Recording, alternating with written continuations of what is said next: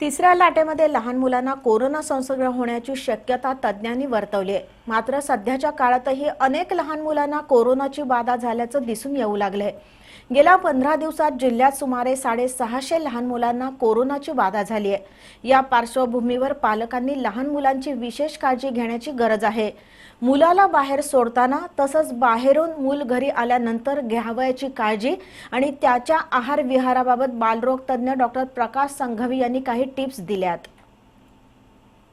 कोरोनाच्या दुसऱ्या लाटेत तरुणांबरोबर लहान मुलंही संसर्गाच्या विळख्यात सापडू लागली आहेत। त्यामुळे पालकांमध्ये चिंतेचं वातावरण आहे।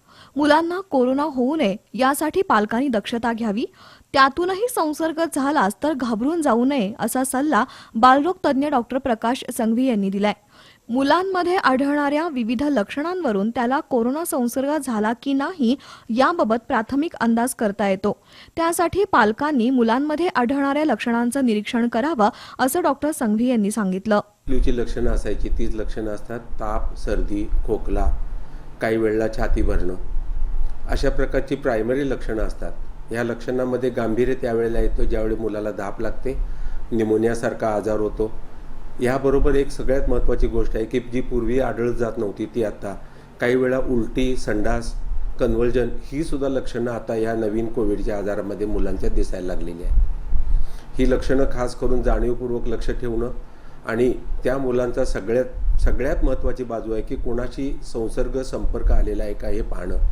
कोणी फॉरेनहून आलेला असेल किंवा बाहेर गावाहून आलेला असेल किंवा घरातील कोण व्यक्ती पॉझिटिव्ह असेल, त्याचा संपर्क मुलांशी आलेला असेल तर ती एक अतिशय महत्त्वाची बाब आहे। किरकोळ सर्दी, खोकला, ताप समजून पालकांनी घरी न थांबता हा संपर्क असेल तर त्या दृष्टिकोनातून जागरूकतेनं मुलांचा तपास करून घेणं जरुरी आहे। मूल कोरोना पॉझिटिव्ह आढळलं तरी न घाबरता वैद्यकीय सल्ल्यानं मुलाचं घरात अलगीकरण करावं। ऑक्सिमीटर, थर्मामीटर यासारखी आरोग्य उपकरणं घरामध्ये ठेवावीत आणि वेळोवेळी मुलाच्या प्रकृतीबाबत डॉक्टरांचा सल्ला घ्यावा असंही आवाहन डॉक्टर प्रकाश संघवी यांनी केलंय। आल्यानंतर घाबरून जायचं नातेवाईकांनी अजिबात काम नाही। बरीचशी मुलं 80 ते 90% मुलं ही असिम्प्टमॅटिक असतात किंवा अतिशय माइल्ड सर्दी, खोकला, ताप एवढीच लक्षणं असतात। पण टेस्ट पॉझिटिव्ह असेल तर डॉक्टरांच्या सल्ल्यानं घरी ठेवून सुद्धा घरात सुद्धा सगळ्यांनी त्या मुलांचा संपर्क ठेवणं बरोबर नाही। एका डेसिग्नेटेड व्यक्तीनं, भले त्याची आई असेल, मावशी असेल, अशा कोणी त्या बाळाला सांभाळण्यासाठी एका रूममध्ये, स्वतंत्र रूममध्ये जिथं बाथरूम आहे ती व्यवस्था करायला हवी। त्याच्यानंतर जर त्याच्यापेक्षा जास्त सिरियस वाटलं तर सगळ्यात महत्त्वाची गोष्ट टेम्परेचर तपासण्याचं साधन घरी पाहिजे आणि पल्स ऑक्सिमीटर ज्याला आपण ऑक्सिजन कॉन्सन्ट्रेशन मोजतो ते साधन पण घरी पाहिजे। ऑक्सिजन कॉन्सन्ट्रेशन जर 94% खाली राहत असेल आणि मुलाला धाप असेल तर अशा मुलांना कोविड केअर सेंटरमध्ये डॉक्टरांच्या, बालरोग तज्ज्ञांच्या देखरेखीखाली ठेवणं हे अत्यंत जरुरी। कोरोना कालावधीत मुलाला योग्य आहार देणं, त्यानं नेहमी मास्क वापरणं, घरातील इतर सदस्यांनी मुलाशी संपर्क टाळणं, मुलाच्या खोलीसह घराचं निर्जंतुकीकरण करणं या गोष्टींची खबरदारी घ्यावी असंही डॉक्टर संघवी म्हणाले। लहान मुलांच्यासाठी N95 मास्क जरी अवेलेबल नसले तरी सर्जिकल मास्क बाजारात अगदी रिझनेबल रेट्समध्ये मिळतात। ट्रिपल लेअर सर्जिकल मास्कचा वापर करणं हे कोविड बाळाला जरासं जास्त फायद्याचं आणि इतरांना पण संसर्ग होण्याचं प्रमाण टाळण्याचं मुख्य आहे।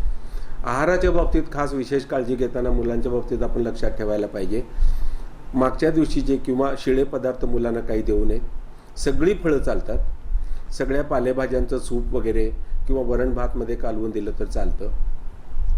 हलका आहार, शक्यतो ज्या मुलांना आजाराची लक्षणं आहेत अशा मुलांना अगदी हलका आहार द्यावा। वरण भात, तूप भात, मुगाच्या डाळीची खिचडी, मऊ चपाती वगैरे, फळं, पालेभाज्या, सूप, कडधान्याचं सूप, अशा प्रकारे आहार दिला तर मुलांना तो पोषक राहतो। एका वेळेला पहार आहार न देता 4-6 वेळेला थोडं विभागून दिलं तर मुलांच्या दृष्टिकोनातून ते जास्त सोयीचं राहतं। वेळीच निदान आणि तत्पर उपचार झाले तर कोरोनावर नक्की मात करता येते। शिवाय बहुतांश मुलांमध्ये रोगप्रतिकारक शक्ती चांगली असते। त्यामुळे मुलांना कोरोना झाला तरी घाबरून जाण्यापेक्षा योग्य उपचारातून कोरोना बरा होऊ शकतो हे अधिक महत्त्वाचं।